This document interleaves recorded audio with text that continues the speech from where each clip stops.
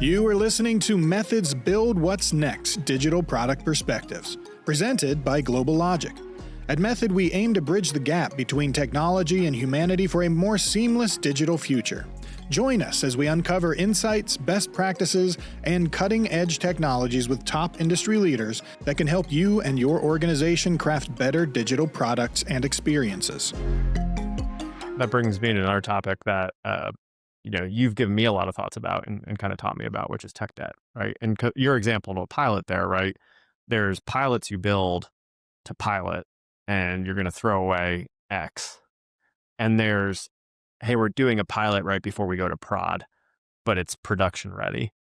Talk to me about tech debt and how that comes into planning and what you've done with teams and like what you've seen with teams to have an efficient conversation, because I've stolen your thoughts and recommendations and shared them in the world. So I'm glad to hear that. So just the simple way of saying it is it needs to be talked about in whatever's team's cadences that makes sense for them. It shouldn't be that hidden thing that someone it maybe is responsible for, or what I can't stand are these implied expectations. Oh, I hired you and you're the tech lead, so it was implied that you would take care of the technical debt, but it really is a function of good product management. So I shifted back to the product person and say, all right, how are you looking at technical debt? Even though you may not understand it all, how are you working your team to make it as visible as possible?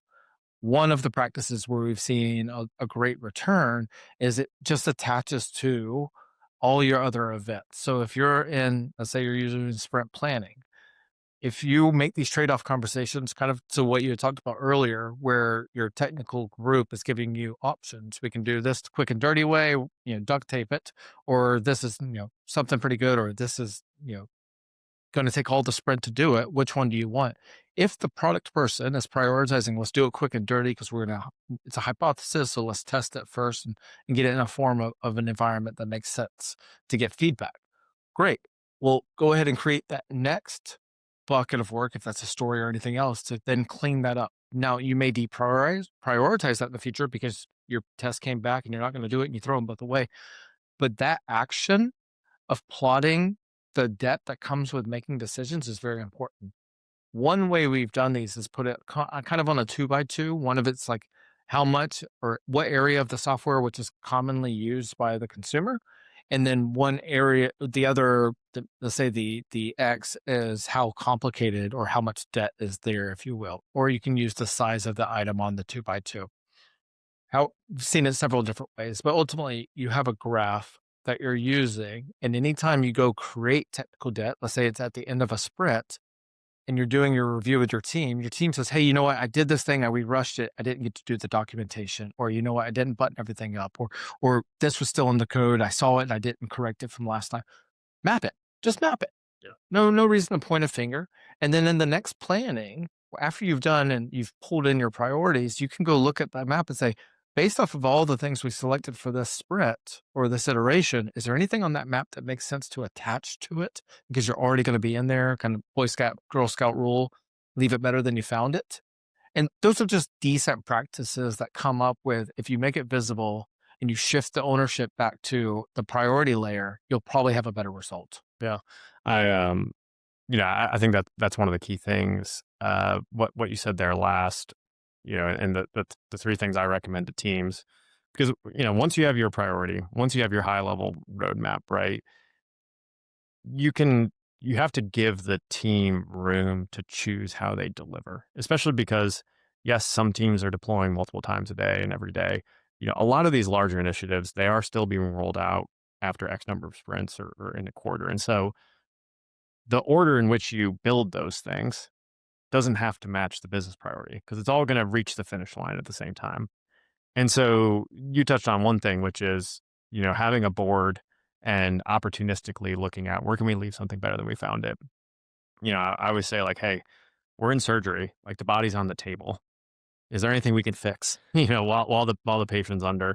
And so the three behaviors I recommend for teams there are, one, which is clustering over prioritizing. So after, prioritizing work and then clustering it, like which of these things touch similar features where it makes sense to group the work together, because we're going to have to test it all, We're going to have to release it all. Let's cluster it so that we go through that last mile together. Let's still, deploy in small batches, but someone's going to be in there. They're going to be understanding the code. They're going to be taking on that cognitive load. They're going to be deep in it. And if they have to do that, 5 sprints apart, they have to relearn a little of it. They're not going to memorize it, right? But if they can do it all at once, it makes a lot of sense. The second thing for me is being really respectful of the testers and bringing their voice in. And so, you and I talked about this before, but this, you finished a big increment. It's a big push to the finish. You're tired. You're in PI planning now. It's 3 days long. Maybe you're a little grumpy. And so what do you take in sprint 1? You take the easy stuff, right? Take the 1-pointers, the 2-pointers, some of the carryover work, which makes sense. And what is the product team written requirements for? The easy stuff, and there's that big looming undiscovered thing that we put in sprint 5 of this increment, right? Which is usually going to be the hardest thing to test. And then the testing team gets squeezed. Hardening is tough. End-to-end testing, SID testing, all that's tough. So really looking at what's all the things we have to accomplish and like which of these things is going to be the hardest to test and is likely going to create the greatest number of defects or the most difficult test cases because we need certain data created that we have to flow through our databases. We need new environments configured. We need, a client-specific configuration that we have to test this with and trying to pull that stuff forward so that we're not backloading all of our risk on the testing team is one of the patterns. And then the third one, which you mentioned, is opportunistic. Is there something that's tech debt that we had or design debt? So I talk about this when teams are trying to move to a new design system of, you can make migrating to the new design system a set of features, or you can say, as we work on each feature or on a set of pages, we will also just always add 20% time to modernize that and update that. And 20% might be less or more depending on where it is, but saying, hey, we're gonna give the team time to work on that a little bit and being opportunistic, I think is a key thing teams can work into planning to be a little bit more intelligent on the delivery plan versus just this is the priority order. Let's put them in sprints versus the team feeling like they have that ability to change that. So I don't know if you guys have done other stuff like that before, but Yeah, there's a few things I called out in the opportunistic aspect of it. I think it's important that you don't have to wait until everybody's on board and you're just thinking about that. There's behaviors that start to show or that you can build into a team or individuals so that they start to think that way. And it could be really at the hiring or at the interview process are you creating an environment to where when they're going in and maybe they're coding with you in a scenario and they see something, do they fix it?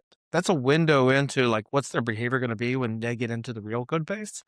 And are they going to clean up after themselves or after someone else? Or are they going to say that's someone else's problem and shift it? So I think you can start to plan for that. Same thing at leadership levels. It's very common to take someone out to eat, to get to know them a little bit more if you're hiring for a big role. And how do they treat the staff? Are they nice to people? Are they thankful for the meal? I think these are tells that we need to look at to say, like, are we bringing in the right people? And let's say they're not matured to that, we need to build that as a subculture. The other thing that calls out to me is habit stacking, just like we would do in our personal lives. But if you want to introduce a new behavior, maybe that's bringing transparency to technical debt, attach it to a behavior that's already working really well within your team so that they're now coupled and you don't think about one or the other, you think about them together. yeah, I love that. One of the key things for me, because obviously avoiding as much paperwork as possible in the process, but I always say, any template we create or any process we create, it shouldn't just be, creating an artifact. It should be helping teams structure how they think. And it should be teaching teams the mental models what we want them to have. Because I think at the end of the day, like a really mature organization needs a lot less templates. They need a lot less process. They need a lot less paperwork because their teams have just internalized, this is how we align. This is how we make prioritization decisions. This is how we do road mapping and sequencing. Like, this is how we manage pivots. Like, this is how we do action planning and like take ownership of stuff. Like, those can all be internalized as value and culture. Now, it's important when you're getting an organization started to centralize those things and drive those and have it be consistent and have the paper trail. And knowledge management is more important than ever, especially with AI able to kind of extract and pull that information. But I think that's a really key thing with habit stacking is like, how are we not only getting people to follow the process? Because I think the danger of, you can put a process in place where people start confusing activity with progress. Um, and, they feel like by completing the process, they've moved something forward, um, even if they haven't. So some organizations, really robust PRDs sometimes will do this, where it creates the illusion of alignment, but it hasn't happened yet between teams. But, we feel like we move something forward, but like really it hasn't moved forward on our Kanban board. It's still blocked by something. We don't see that. Versus if you can structure the document so it helps teams structure how they think, it's even more valuable because they're creating those mental models and habits, and you're actually moving them forward in the progress. Or in the process. So I love what you said about habit stacking there. Any other parting thoughts on planning? I mean, we can go for a couple more hours if you want. I feel like we could. I yeah, we didn't touch on financing, but that's probably a whole nother thing. Yeah, I'm trying to think if there was anything else on planning. Oh, getting ahead. We touched on this earlier, but how do you make planning? What are the mature behaviors of teams so that planning doesn't feel like a scramble to get ready for the next increment or the next big room planning? And again, where people are coming in excited, it doesn't feel like a burden. Like what's happened between one planning event and the next one, between a mature team and a not mature team, that's going to lead to that excitement. I think the organization's thought about the experience that comes with planning, and they've worked to make it valuable for everyone involved. And so they didn't build it only for leadership to be valuable, to say, all right, we have a plan. They didn't work towards the nouns. They focused on the verbs, and they focused on how people's experiences and how they contribute into the planning process mattered. And so you almost take an inside UX approach to if we truly believe that planning is important and it helps us as an organization to do these things, whether it's alignment or anything else, how do we create it to be an enjoyable experience and reach the destination? Yeah. I think for me too is the teams that come out of planning with knowing what needs to be done in the next 12 weeks for the stuff that they couldn't take on. And they have, going back to that confidence, like what are the things we need to do between now and our next planning event to be confident in the next set of work, and making space for that. You've always said discovery isn't free. We measure engineering velocity and burn down, but we don't really track what the product team's working on and what the design team's working on. And one of the questions I love to ask people is, I love to ask leaders, how do you want your product and design team spending their time? And then I love to ask product and designer people, like, how do you want to be spending your time? But then I ask them, how do you actually spend your time? And I think having the right balancing act of how much are they out there with users? How much are they clarifying things for developers? How far are they getting ahead? And do we have the right mix of people focusing on the right aspects of that based on the part of our technology they're working on? Like some people are going to be on very technical platform level capabilities where they're going to be focused a lot on delivery and intake, versus others are going to be more kind of innovative, growing, high uncertainty areas where they need to be out among customers. But coming out really clearly with, hey, here's the discovery work we need to do. Here's the tech spikes we need to do. Here's the spikes we need to do with the business on like operational changes that we need to make. But one of the things that, I see is, you come out of planning and then there's a massive backlog of tech spikes for the architecture group. And I've never worked with an organization that said, you know what, we have too much solution architecture time on our hands. There's bunch of folks that just sit around with absolutely nothing to do. Right. And so, that architecture groups are not teams that are like ready to take a massive dynamic spike of work every 12 weeks because people decided on a bunch of new stuff to do. So being really crisp on like, hey, here's the really technically complex things we're going to take on. Same thing with the UX research team. Here's the stuff that we need to get in front of users because it's going to take time to line those up if that's not a mature system. This kind of goes back to where we started, why planning is so interesting, because you see, how well is the architecture and engineering team aligned with the product team? How well is the discovery and CX and UXR team function aligned? You can kind of see all these things that should really, it should be events that kind of launch 1,000 ships and then kind of come back together, and teams can kind of work independently and collaborate along the way. So I think that's the other thing is like, whether it's annual planning or if it's quarterly planning, whatever it is, like figuring out like what are the big rocks, what are the big unknowns, where are we uncertain, and can we figure that out so that we can adjust the plan along the way and having those parameters. Yeah, it's something you called out, and we talk about different methods, but team topologies. Not every team is the same type, and their incentives are going to be aligned differently, and their functions are going to be different. So I think being very clear, is this a value aligned team because we measure or they measure value delivery very differently? Is this an enabling team? If this is an enabler team, how are they working with these other teams and how they move across their backlog roadmap might look a little bit different. So that's one of the attributes that we need to take into consideration is not all teams are just delivery teams, the same type of delivery team. So if we're going to bring them all into a room because they're all aligned to the same customer base or value stream, then let's be aware of team type. The other one is not all teams or their products are in the same area of life cycle. And so a product that's existed for maybe a couple of years, it's in some form of scaling, quarterly planning is probably a lot easier for it. It's had signals and signals and signals from its customer base of what they want next, and they're probably big changes. And they can say pretty easily what we want to try and do and what we want to test or hypothesize over the next 3 months. But when you have a proof of concept, pilot, maybe a new entry into a market, it might be very hard for them to say what's 3 months look like because their feedback loops are so small. And so is it okay for them to come into this quarterly plan and say, we only know what the next 2 weeks looks like for us because we're really running these kind of research or discovery sprints along the way?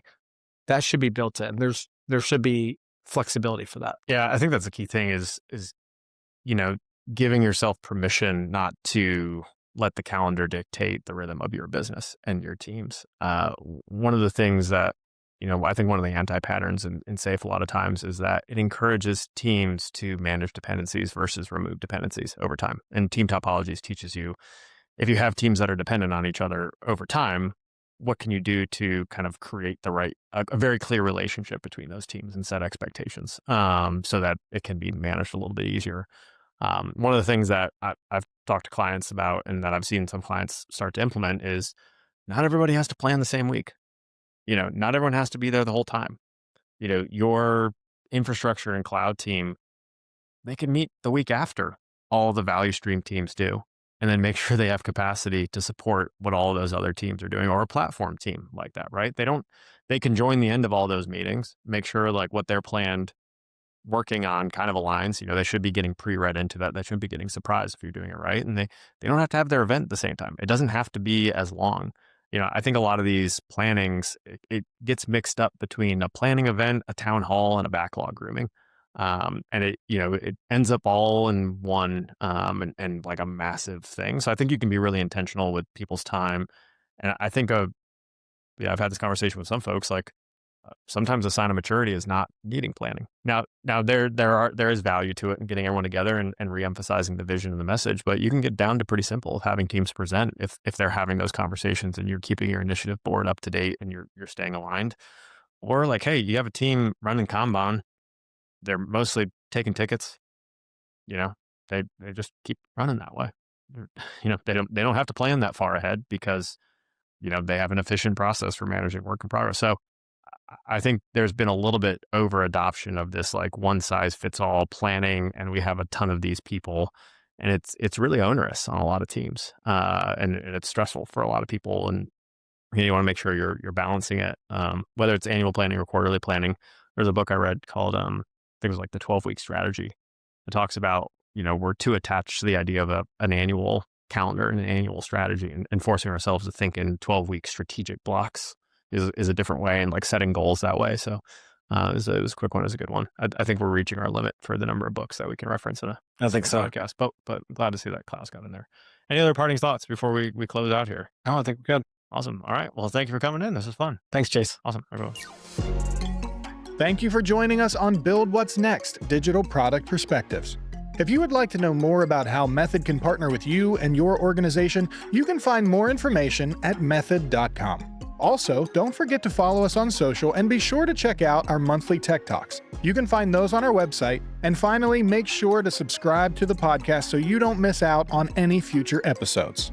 We'll see you next time.